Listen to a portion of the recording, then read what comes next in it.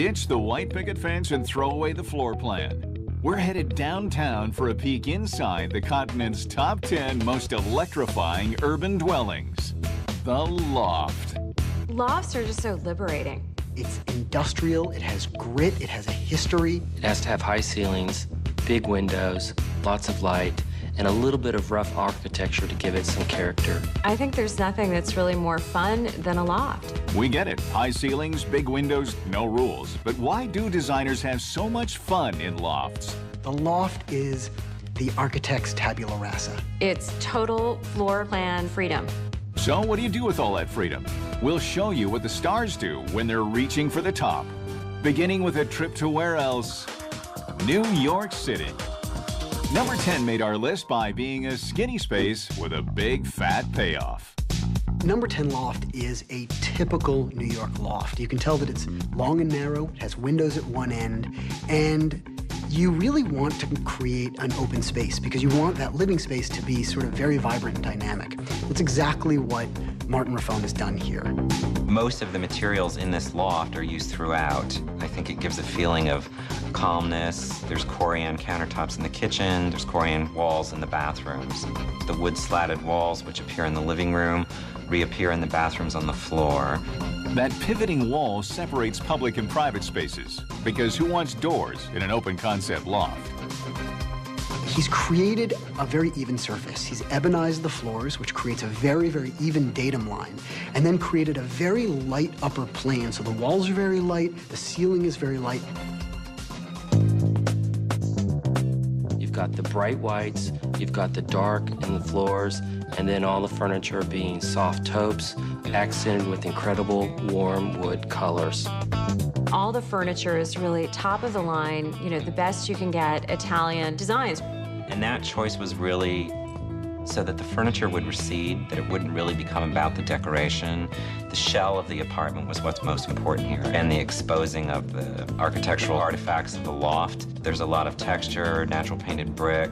There's an existing wall which had some antique plaster on it, so we decided to leave that. It all makes for an incredibly chic space. Downtown Toronto is where we found this loft, hiding in a former candy factory that's loaded with classic loft features, like high ceilings, massive windows, and lots of architectural details. Our number 9 loft made the list by throwing a little bit of everything into the mix. The number 9 loft is a great example of the perfect bohemian lifestyle. I think it's a really overused word, but I think the style that we have here is an eclectic mix of furniture from the 18th century, postmodern, and industrial furniture.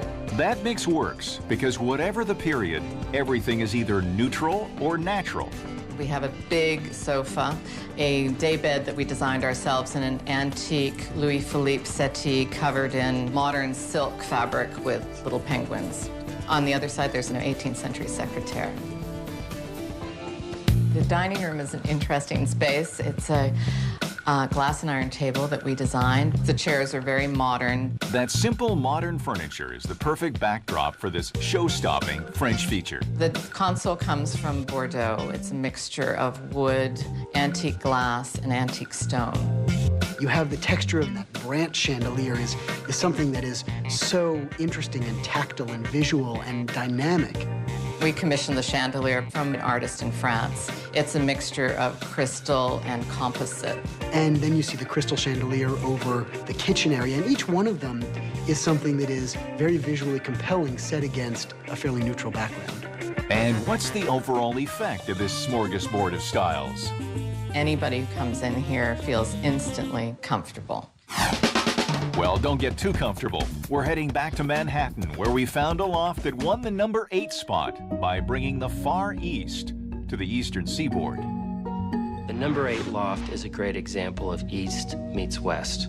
Amy Lau is really a master at taking the Asian aesthetic and not having it look like a theme park. The client was very much into Eastern aesthetics, and it started with the tea table that he wanted. And once I figured out where this tea table would be, we started dividing up the space and started using shoji screens instead of using drywall or mortar and bricks.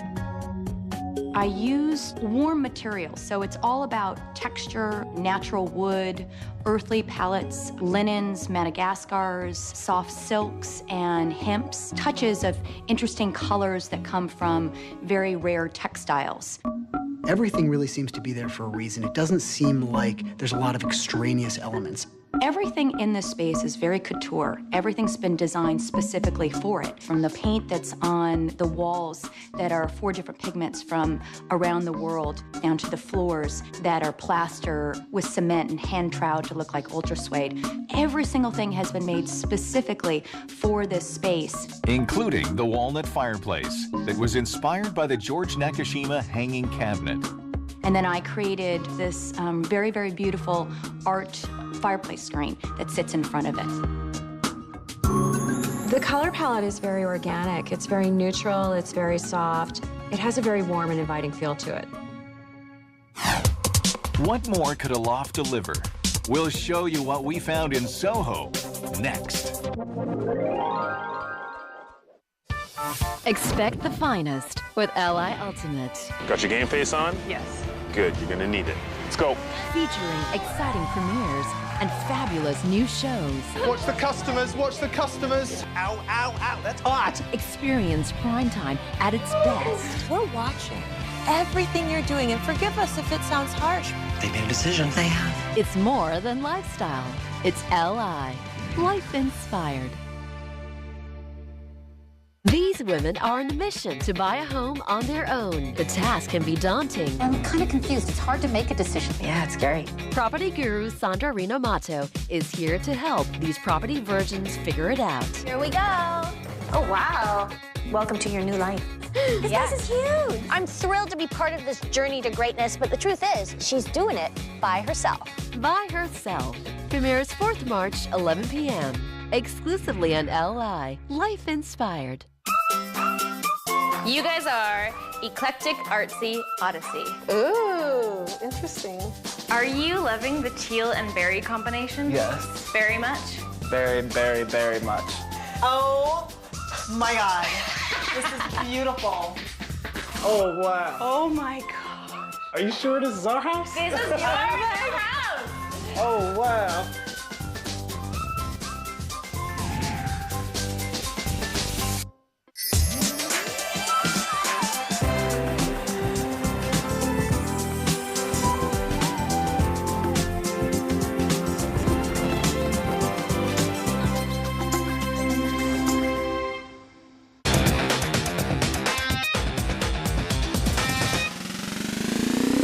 So far, on our search for the continent's top loft, we've discovered a fashionable skinny loft in New York, a boho chic loft in Toronto, and a loft where the Far East meets the Eastern Seaboard. But we thought there must be more great lofts lurking on that little island called Manhattan. We're going downtown to Soho in a loft that made number 7 on our list by being neither modern nor traditional, just beautiful. Loft number 7 is a transitional space. This space has a sense of history to it, but also a sense of modernity. You see that in the balance between the very modern light fixtures contrasted against a very traditional chandelier. In the dining room with the Hans Wegner chairs, a kind of very mid-century, modern, beautifully crafted piece, set against millwork behind it in the library that really seems to have much more of a traditional or classic elegance. Those bookcases do double duty by also dividing the private spaces from the public ones. The furniture is slip-covered to make it dog and kid-friendly. And that all-white palette lets the loft's architectural details take center stage. In this loft, it really feels like a loft. Everything is at. It once was a printing press, so you can see the amazing exposed beams, the pipes and things like that that were part of the function of the building. They've really kept it as natural as possible. It's got the cast iron columns in the middle of the place. You have sprinkler pipes that are kind of running amok around the space. We've kept all of those intact because I think to live in a space like this, you have to respect that it once was something else and it's now been changed around for living. That's what lofts are about. Everything isn't, pristine and perfect. It's really inviting and comfortable and laid back and elegant. Our number 6 loft earned its spot by combining two words that are rarely found together: family and loft. My favorite thing about this loft is the successful integration of many, many different activities into one space. We were able to make it beautiful, but also really functional for an active family. And we're able to divide the space into discrete parts, but also keep it open. It's a big open space, but you have the sense of smaller rooms, but they're created more by room dividers and seating areas than by structural partitions. The kitchen, sort of pushed off in a corner, is not very bold, but it's actually very large and very beautiful. The dining room next to it, again, very simple, defined by a very kind of spidery, wiry, industrial chandelier. And there's a very clever sitting area behind a very simple screen. And then, of course, the living room, defined on one side by screen, on one side by just beautiful windows and draperies, on the other side by this very simple white paneled wall. Okay, we get the beautiful part, but where does the family come into it? You've got these beautiful barn doors. You open them up, and behind them is more stuff than you can possibly imagine. When you close the doors, it all goes away. A real family home, dressed up in adults' clothing. The number 6 loft is a great example of taking a neutral palette and really exploring it to its max. It's about allowing a home to be staged in a way that allows adults to entertain there, but also the flexibility for your kids to run wild. If you're beginning to think New York's got a monopoly on great lofts, think again. Loft number 5 is in Miami. It's this great modernist envelope. This loft nailed the number 5 spot by being all about height and bright. The ceilings are higher than it is wide, so you get this incredible bank of windows that let in this tremendous amount of light. Here you've got this dramatic double-height space that's accentuated by very, very tall sheer curtains that really kind of billow with the light coming through them. The sleek white surfaces and the floor-to-ceiling curtains, these soaring ceilings and huge windows. You definitely feel like you're in Miami. And white is definitely the signature color of Miami, but there's more going on here. This white glass flooring, it was a perfect canvas for the burst of all this color. The closer you get to each of the areas, you start to see things come to life. You start to see the fabric on those very simple square ottomans start to pop. You see the redness come out. We have implemented some oriental touches in the prints of the fabric, in the decoration. The Italian aspect is the progressive lines of every signature piece. All of the pieces are sort of quirky and sculptural and colorful and really interesting. I feel that this space is very happy, very vibrant, and beautiful. This is definitely a memorable place. Oh, we won't forget it, and you won't forget our top 4 lofts after the break.